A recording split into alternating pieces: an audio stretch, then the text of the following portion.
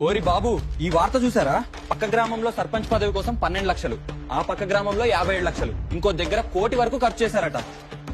నెలకి 6,500 జీతం కోసం ఇన్ని లక్షలు ఖర్చు పెట్టడం ఏంటి? ఏం లెక్కరా ఇది? ఇది లూటీ లెక్కరా? సర్పంచ్ పదవికి 1 కోటి పెట్టినా నష్టం ఏమీ కాదురా. గ్రామంలో దోచుకునే మార్గాలు చాలా ఉంటాయి. జనాలు అడ్డగారా అన్న? అభివృద్ధి పనుల్లో కమిషన్, బిల్లుల్లో ఎక్స్ట్రా రేట్లు, బోర్లు, రోడ్లు, ఇంకా యంత్రాల కొనుగోలు, సామగ్రి సరఫరా, ఇవన్నీ మన సంతకం మీదేరా. ఎంపీడీఓ, డిపిఓ మరియు ఆడిట్ వాళ్ళు చూసేది ఏమిటంటే పేపర్ పై ఉన్న ఫిగర్లు. ఆ కాగితాలు వాళ్ళకి సరిగానే కనిపిస్తాయి, కానీ గ్రౌండ్ లో జరిగేది వేరు. ఎవరు అడుగుతారా? ఎన్నడన్నా యువత గ్రామ సభకు వచ్చి ప్రశ్నించడం చూసిర్రా?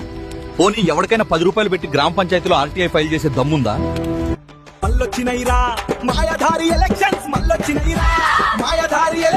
రైట్ టు ఇన్ఫర్మేషన్ ప్రకారం మన గ్రామానికి వచ్చిన డబ్బు ఎంత, ఏ పని మీద ఖర్చు చేశారు, అన్ని వివరాలు ఒక్క ఆర్టీఐ వేస్తే మీ చేతిలోకి వస్తాయి. యువత గ్రామ సభకెళ్లి వాళ్ళను ప్రశ్నించండి. పనుల వివరాలు, బిల్లులు, పనుల నాణ్యత ఇవన్నీ ప్రజల ముందు మాట్లాడాలి. ఎవరైనా తప్పు చేస్తే ఆధారాలతో ఏసీబీకి కంప్లైంట్ ఇవ్వండి. కలెక్టర్ కి ఫిర్యాదిస్తే సర్పంచ్ పదవి నుండి తొలగించబడతాడు.